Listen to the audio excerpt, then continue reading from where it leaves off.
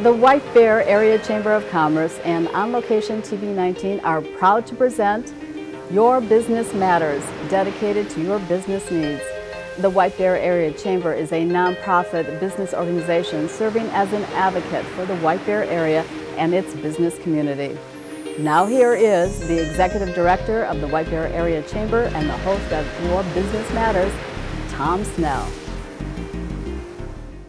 Welcome to the White Bear Area Chamber of Commerce program, Your Business Matters. We focus on local community events that are pertinent not only to the business community, but to the White Bear area at large. And today, I'm pleased to announce that we have from the U.S. Geological Survey, Mr. Perry Jones, who was intimately involved in looking at the lake level issues for White Bear. And Perry, thank you for coming to our program today. Thank you for having me. Yeah.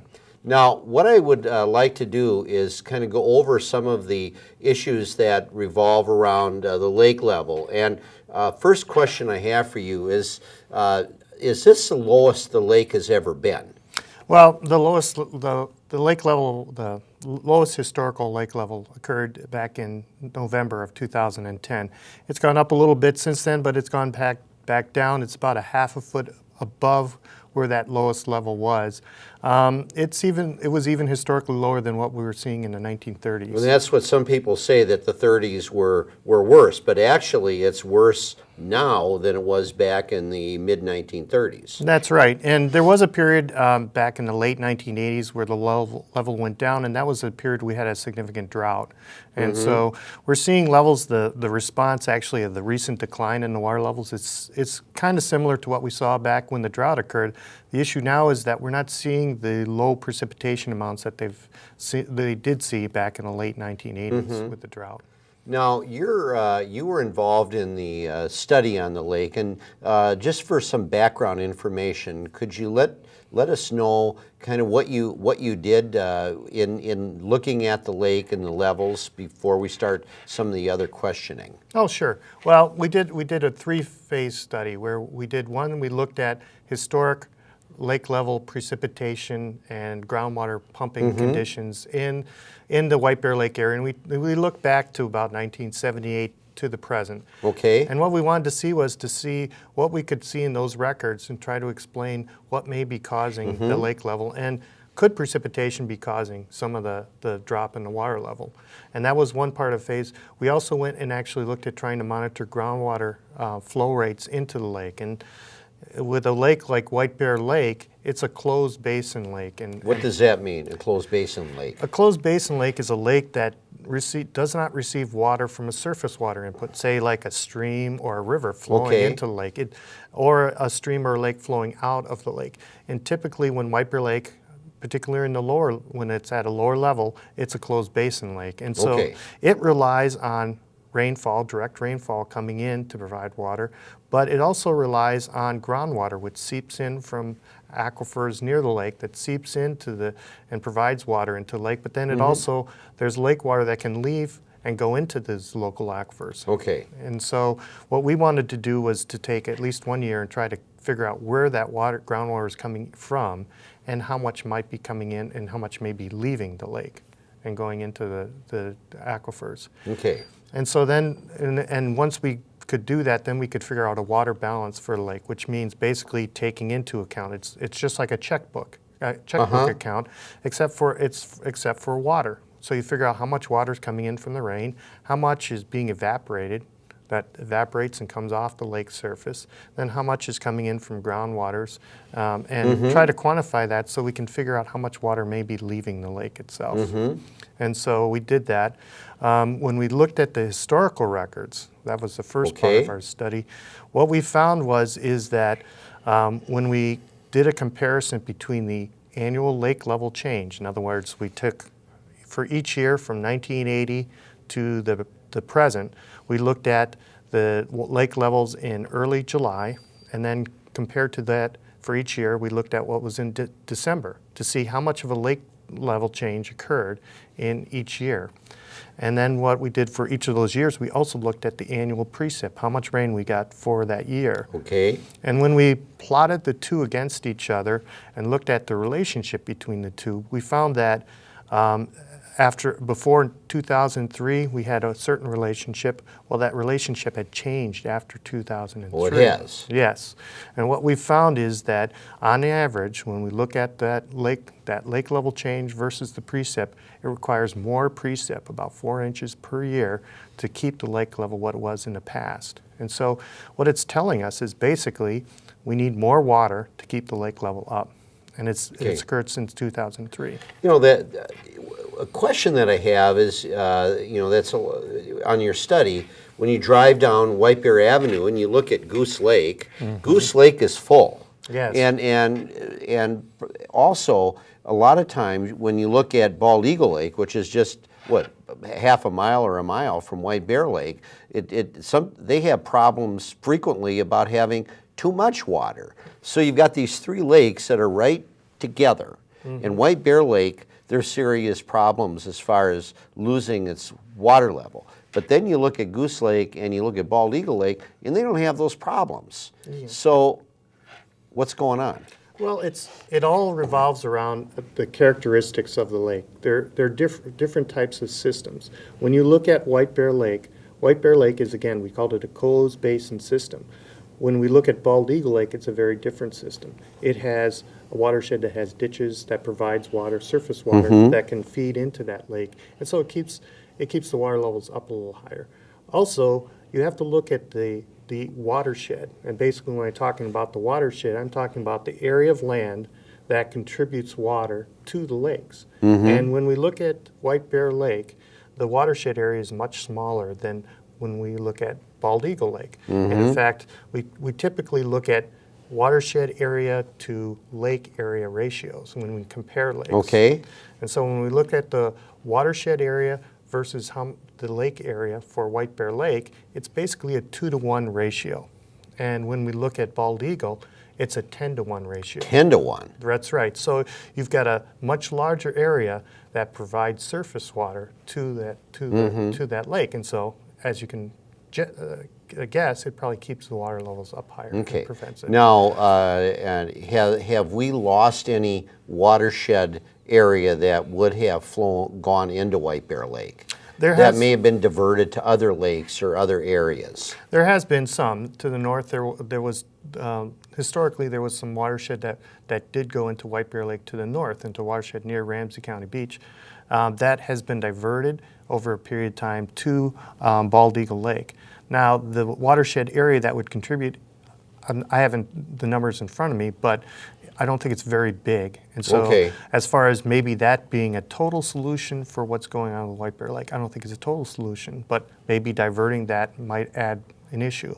But once you look at that watershed, you also have to look at not only the water quantity, how much water you're going to be providing, but what's the water quality look like, and what's in the water. And from talking with others in the Rice Creek Watershed District and other state agencies, they've discussed the fact that some of that water that's in those ditches has a lot of phosphorus in. And so that would be something you'd probably want to remove before you actually try to put that in the White Bear Lake. In the Rice Creek Watershed District, what is that? Well, it's a watershed organization that incorporates basically the watershed area for Rice Creek, and it provides information and data that's helpful to managing that district, the watershed area. What I want to do now is I want to talk. I mean, you know, this problem has been studied for a couple years, and I know that there has to be more studies that go forward. But I also wanted to look at, based on some of the information that we know now, are there any possible solutions? And I'm going to name a few things, and I want you to answer from the best of your ability on what you know about the White Bear Lake water level. Yeah. Now, just one thing I want to mention. In our study was focused on characterizing the hydrology. We didn't look at all the different scenarios because we felt that we need to characterize the system before we could even evaluate which scenarios will work. But I'm willing to answer. Sure. Okay, great. Augmentation. Let's start with augmentation, meaning bringing water into the lake. Start with that issue. And what some people have been bringing up is potential areas that could be helpful. Well, right now, just so people know, right now the city of St. Paul actually brings in water from the Mississippi River that's brought in and fed into Sucker Lake and some of the other lakes to the north, and then that water is allowed to go down to Vadnais Heights, and they pump water from Lake Vadnais and use that for supplementing, using the St. Paul water supply system. And the idea with the augmentation might be is that maybe we could then take some of that water from maybe Sucker Lake, channel it over, and actually augment the water levels in the lake. That has been done in the past.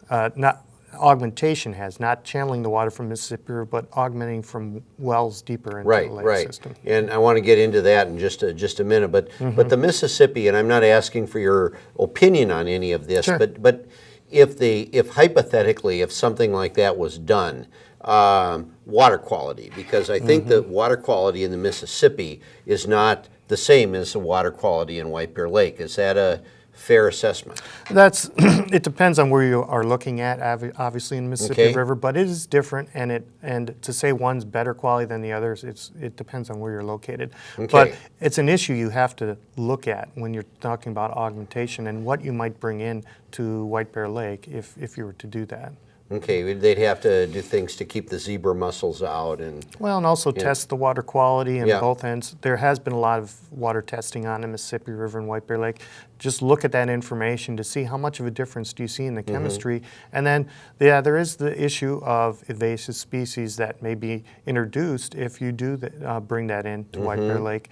And there has been augmentation done, I know, on Snell Lake, that's in Shoreview, and they've actually pipe the water over there, but they've worked with an engineering firm that actually has prevented zebra mussels from coming into the lake system. Because in Sucker Lake now, they have found zebra mussels. Oh, they have found zebra mussels in there, even though they have these systems put in place to keep them out. Well, they have now a system that prevents them from going into Snell, but previously they didn't going into Sucker Lake. Now, would it even help? I mean, do we know if we were to pump water in, like say hypothetically we pump water in from the Mississippi River, would that even help raise the lake level if we spent the whatever amount of money it would take to make that happen?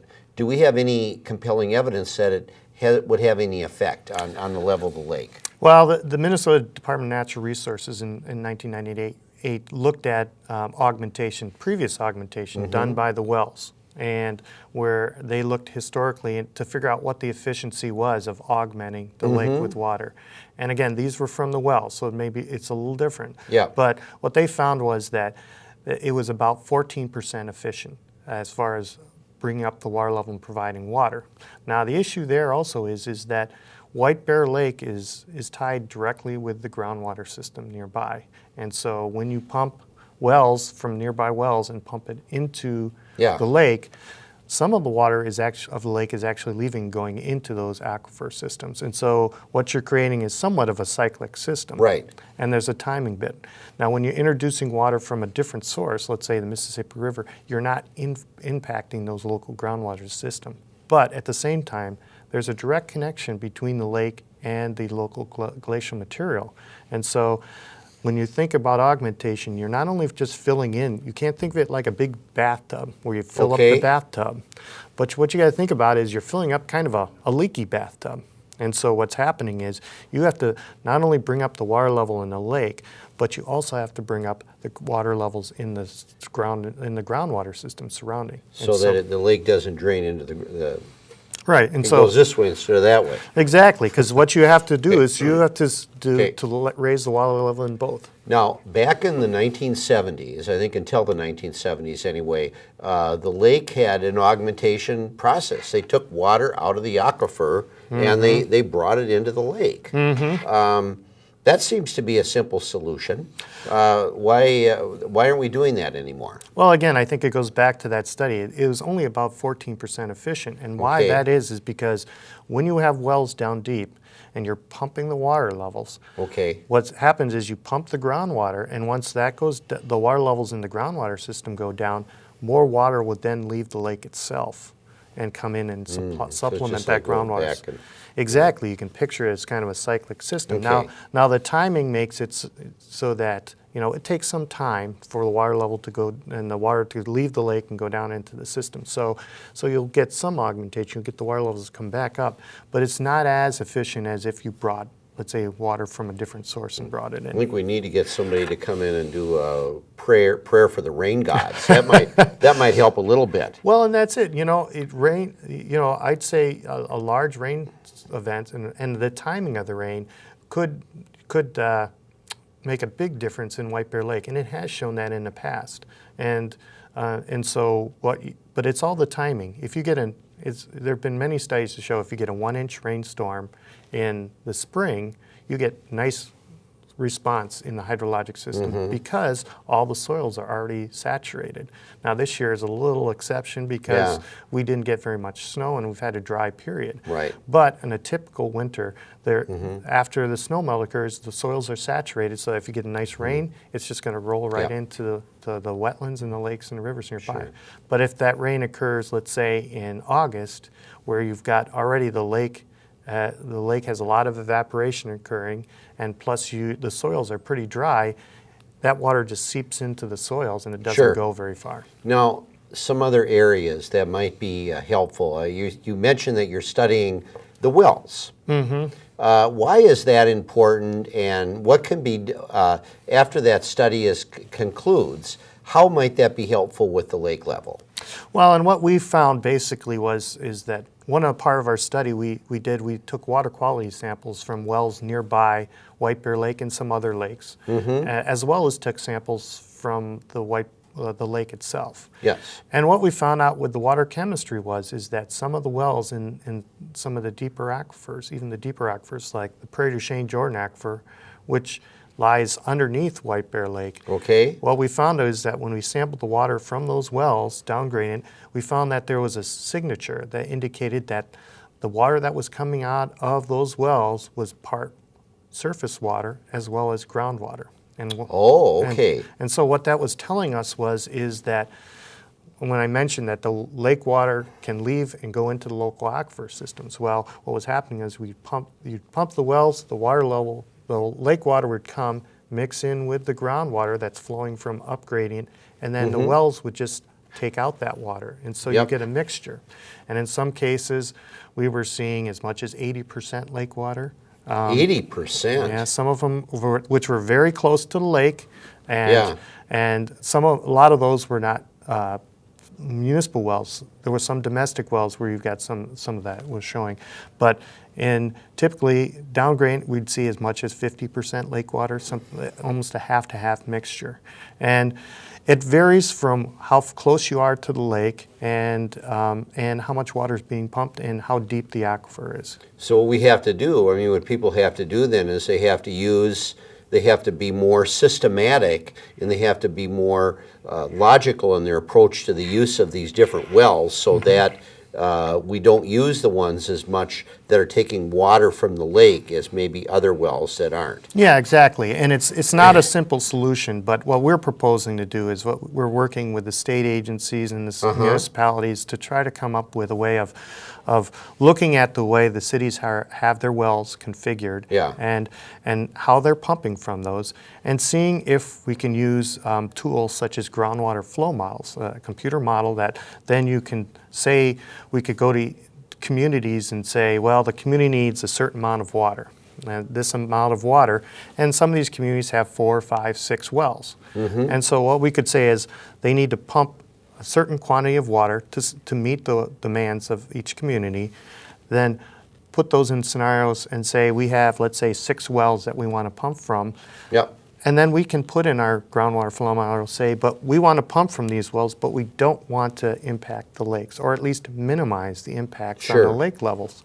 And we can run those kind of scenarios and come up with a pumping configuration that maybe the municipalities can use, which would have less of an impact on the lakes, and then maybe that'll be it's not a total solution, but it's probably something that'll help. And now, are there any other ideas that might flow out of these studies to help with the lake level? Because we talked about maybe bringing water in from from the Mississippi, potentially, you know, if that would work, and then also monitoring of wells. Anything else that might look at? Well, there's one thing that when you look at the amount of water that's being pumped for municipal purposes, Yeah. and why I always stress the municipal wells is that one thing we found out with our study is that when you look at from 1980 to the present conditions, basically in kind of a White Bear Lake area from Hugo downward to about North St. Paul, we've seen basically a doubling of the amount of water. Wow, that's a lot. And most of that doubling of water use in high capacity wells is from municipal wells. And so what we've said is those are the areas where we could focus on, do the best. And when we look at what water we use for municipal purposes, what do we use it for? There's, you know, basic drinking water needs, used for sanitary needs, and for irrigation, other factors. And one issue you can look at is that a lot of the watershed, water that we pump in the watershed is leaving the watershed via the sewer lines. And so the septic system, excuse me. And so that water is basically being pumped from all of our bathroom needs. It goes down and is treated at the Pig's Eye plant and in St. Paul, and then is released to the Mississippi River. And that's water that's leaving the watershed. And that's a possibility, and I'm not an engineer, and there's a lot of costs and overhead costs involved, but a lot of water is leaving the watershed and going into that you could treat locally and maybe then add water into the lake systems. Okay, well, those are some ideas that you have that might be useful in moving forward with the work that has to be done to stabilize our lake. And it seems like we've come a ways, and we have a ways yet to go, but at least we're starting to understand what some of the problems are, and then we can start now taking a look at what some potential solutions are, but at the same time we still need further study. Right, and I think one thing you have to keep in mind is that White Bear Lake's not the only lake in Northeast Metro having the lower water levels. When you compare, there's Turtle Lake over in Shoreview, Man Lake and Sunset Lake. There's a whole series of lakes you could list that are having the same issues of water level drops. It's just that White Bear Lake has more recreational use. It gets more recognition for what's going on. So. Well, I really appreciate you coming out for this interview, Perry, and thank you very much. And thank you, Tom. Thank you for all the work that the U.S. Geological Survey has done for our efforts here, and thank you again for your coming to the show. Well, I'll just quickly recognize that we're not the only ones involved in this study. The White Bear Lake Conservation District has been involved, as well as the White Bear Lake Homeowners Association and other organizations. Okay. Well, thank you very much, and this is Tom Snell, Your Business Matters, White Bear Area Chamber of Commerce. Thank you very much. You've been watching Your Business Matters. For more information on this program or the White Bear Area Chamber, visit www.whitebearchamber.com or call 651-429-8593.